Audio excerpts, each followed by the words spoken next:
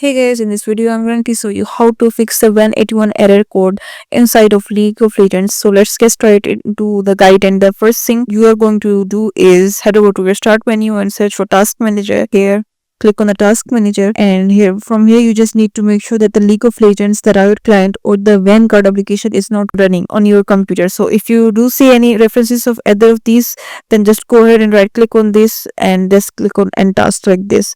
So just you can also search here as like end task this and this. Make sure to end all the tasks related to these things. After doing these things, then go to startup apps and search for PG tray, and if you see disabled here, you can just enable it by right clicking on it, but mine is already enabled. But in your case, if it is disabled, just click on enabled. So the second step is this. Just after doing this, close this one.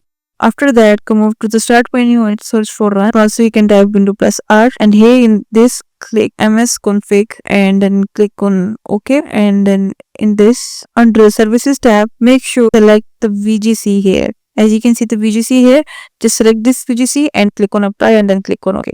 This will ask to restart your computer, so just click on restart later and close this. That will work in 99% of cases, but if that didn't work for you, then what you need to do is head over to start menu and type CMD and run as administrator, and here in this type sc delete egk, and after that, once you have run this command, we are going to type in sc delete VGC and hit enter. You should get two successive messages pop up like this. So once you have done this, then we need to close this window, and once again you will need to restart your computer. Once your computer has restarted, we can then head over to your file explorer. We can head over to your local we can head over to your local drive C and click on program files and click on and search for Riot Vanguard, and here you can just simply delete that folder, and if it gives you error, then make sure that Vanguard is currently shut down on your computer. Once you have done that, we can close out of this window and head over to the Riot Client or log into your Riot Client,